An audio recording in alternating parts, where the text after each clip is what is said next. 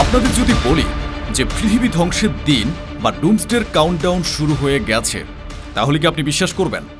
আজ আমি আপনাদের এমন একটা খবর শোনাবো যা শোনার পর আপনাদের পায়ের তলা থেকে মাটি সরে যাবে। একদিকে আমেরিকা যখন তেহরান আর চাবাহারে বৃষ্টির মতো মিসাইল ফেলছে, ঠিক তখনই ভ্লাদিমির পুতিন অত্যন্ত গোপনে এমন এক দাবার চাল চেলেছেন যা পুরো পশ্চিমা বিশ্বকে কাঁপিয়ে দিয়েছে। পুতিন তার নিউক্লিয়ার যুদ্ধের স্পেশাল ডুমসডে এয়ারক্রাফট, যেটা মূলত পারমাণবিক ধ্বংসলীলার সময় আকাশ থেকে দেশ পরিচালনার জন্য বানানো হয়েছিল, সেটা হঠাৎ করে ইরানে পাঠিয়ে দিয়েছেন। কেন? পুতিন কি এমন কিছু জানেন যা আমরা জানি না? ইসরায়েল কি তবে ইরানের উপর এমন কোনো ভয়াবহ পারমাণবিক হামলার ছক করছে যার জন্য ইরানের সুপ্রিম লিডারকে মাটিতে রাখা আর নিরাপদ নয়? আজ আমরা সে ভয়ঙ্কর সত্যের ব্যবচ্ছেদ করব। মধ্যপ্রাচ্যের উত্তপ্ত পরিস্থিতির মাঝেই রাশিয়ার প্রেসিডেন্ট ভ্লাদিমির পুতিন যে পদক্ষেপটি নিয়েছেন তা পুরো যুদ্ধের সমীকরণটাই বদলে দিতে পারে। পুতিন তার ডুমসডে এয়ারক্রাফট, যার আনুষ্ঠানিক নাম তোপুলেভ TU-214, যেটা পাঠিয়ে দিয়েছেন ইরানে। হ্যাঁ, একদম তাজা খবর। ডুমসডে কথাটার মানে হলো পৃথিবী ধ্বংসের দিন বা কিয়ামত। পৃথিবী কবে ধ্বংস হবে সেটা হয়তো আমরা জানি না, কিন্তু আধুনিক ভূরাজনীতিতে ধরে নেওয়া হয় যেদিন পারমাণবিক অস্ত্রগুলো একেবারে খোলাখুলি ব্যবহার হওয়া শুরু হবে, সেই দিনটাই হবে ডুমসডে। আর ঠিক এমন একটা দিনের কথা মাথায় রেখেই রাশিয়া এই স্পেশাল বিমানটি তৈরি করেছিল। এটা কোনো সাধারণ বিমান নয়, এটা একটা আস্ত উড়ন্ত কমান্ড সেন্টার, একটি উড়ন্ত ক্রেমলিন। রাশিয়া এটি বানিয়েছিল এই ভেবে যে যদি কোনোদিন আমেরিকা বা ন্যাটো জোট রাশিয়ার উপর বড়সড় একটি নিউক্লিয়ার হামলা চালায়, মস্কো যদি পুরোপুরি ধ্বংস হয়ে যায়, অন্যান্য শহরগুলো যদি শেষ হয়ে যায়, সে চরম মুহূর্তে যদি ভ্লাদিমির পুতিন বা রাশিয়ার শীর্ষ নেতৃত্ব কোনোভাবে বেঁচে যান, তাহলে তারা তো মাটিতে দাঁড়িয়ে সরকার বা যুদ্ধ পরিচালনা করতে পারবেন না। তখন এই বিমানে বসেই তারা বেঁচে থাকা রাশিয়ান সেনা বা কর্মকর্তাদের নির্দেশ দেবেন যে এরপর কি করতে হবে। অর্থাৎ এই বিমানে বসে একটি আস্ত দেশ চালানো যায়, একটি পারমাণবিক যুদ্ধ পরিচালনা করা যায়। এর ভেতরে রয়েছে অত্যাধুনিক স্যাটেলাইট কমিউনিকেশন ব্যবস্থা, ইলেকট্রনিক জ্যামিং থেকে বাঁচার প্রযুক্তি এবং কয়েক সপ্তাহ ধরে আকাশে উড়ে বেড়ানোর ক্ষমতা। এখন আপনারা একটু ভাবুন যে বিমানটি শুধুমাত্র রাশিয়ার প্রেসিডেন্টকে পৃথিবীর সবচেয়ে ভয়াবহ হামলা থেকে বাঁচানোর জন্য তৈরি, সেই উড়ন্ত ক্রেমলিন আজ ইরানের আকাশে কেন? পুতিন কি এই বার্তা দিতে চাইছেন যে ইরানের সর্বোচ্চ নেতার উপর হামলা মানে রাশিয়ার উপর হামলা? এই পদক্ষেপটি একটি শীতল এবং পরিষ্কার বার্তা দিচ্ছে। রাশিয়া মনে করছে ইরানের মাটি আর নিরাপদ নয়। কিন্তু ইরানের মাটি কেন নিরাপদ নয়? কারণ ইসরায়েলের প্রধানমন্ত্রী বেঞ্জামিন নেতানিয়াহু ইরানের উপর এমন এক বড় দফার হামলার পরিকল্পনা করছেন যা আগের সব হামলাকে ছাড়িয়ে যেতে পারে। বিভিন্ন গোয়েন্দা সূত্রের খবর, ইসরায়েল শুধু ইরানের পারমাণবিক স্থাপনাগুলোতেই নয়, বরং তাদের নেতৃত্বের কেন্দ্রবিন্দুতেও আঘাত হানতে চায়। তারা এমন একটি ডিক্যাপিটেশন স্ট্রাইক বা শীর্ষ নেতৃত্বকে নির্মূল করার হামলা চালাতে চায় যাতে ইরান আর কোনোদিন ঘুরে দাঁড়াতে না পারে। আর ঠিক এই কারণে পুতিন তার ডুমসডে প্লেন ইরানে পাঠিয়েছেন।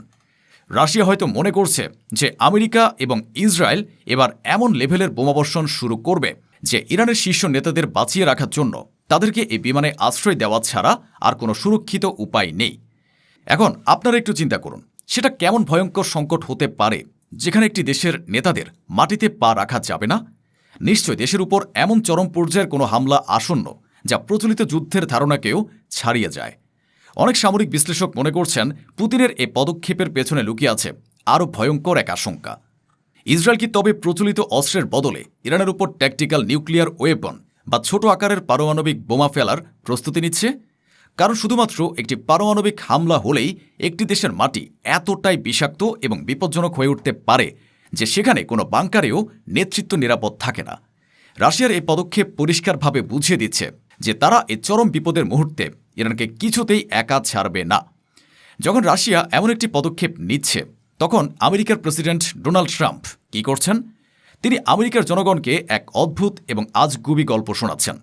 ট্রাম্প সম্প্রতি আমেরিকার জনগণকে বলেছেন যে আমেরিকা এবার হরমুজ প্রণালী দখল করতে চলেছে এবং ওই প্রণালী দিয়ে যেসব জাহাজ যাবে তাদের কাছ থেকে 20% ট্যাক্স আদায় করবে। ট্রাম্প আমেরিকার মানুষকে বোঝাচ্ছেন যে আগে আমেরিকা হরমুজ প্রণালী ফ্রিতে পাহারা দিত, কিন্তু এখন তারা পাহারা দেবে এবং টাকাও পাবে। কিন্তু আসল ব্যাপারটা হলো এই টাকাটা কে দেবে? চীন, জাপান বা ইউরোপ কি আমেরিকাকে এ মাস্তানি ট্যাক্স দেবে? এর কোনো বাস্তব ভিত্তি নেই। এটা আসলে ট্রাম্পের এক ধরনের সস্তায় জনপ্রিয়তা কেনার কৌশল। তিনি আমেরিকার মানুষকে এমন একটা স্বপ্ন দেখাচ্ছেন যার বাস্তবে কোনো অস্তিত্বই নেই। তিনি মূলত তার দেশের মানুষকে এটা বোঝানোর চেষ্টা করছেন যে দেখো, আমরা এমন কোনো যুদ্ধে ফেঁসে যাইনি যেখান থেকে বেরোনোর রাস্তা নেই, উল্টো আমাদেরই তো লাভ হবে। আসলে যদি এখন ইরানের উপর বড় কোনো স্থল হামলা করতে হয়, তবে আমেরিকার সেনাবাহিনীকেও সেখানে নামতে হতে পারে। আর সেই আত্মঘাতী সিদ্ধান্তকে জনগণের কাছে বৈধ করার জন্যই, আমেরিকার জনগণকে বোকা বানানোর জন্যই এই গল্পগুলো এখন ফাঁদা হচ্ছে। ট্রাম্পের এটা খুব পুরনো একটা কৌশল, মিথ্যে কথা বলা এবং বুক ফুলিয়ে জনগণের সামনে বলে দেওয়া। কিন্তু সমস্যাটা হলো, একজন মানুষ যখন এতবার তার কথা পাল্টায়, তখন কেউ আর তার কথায় ভরসা করে না।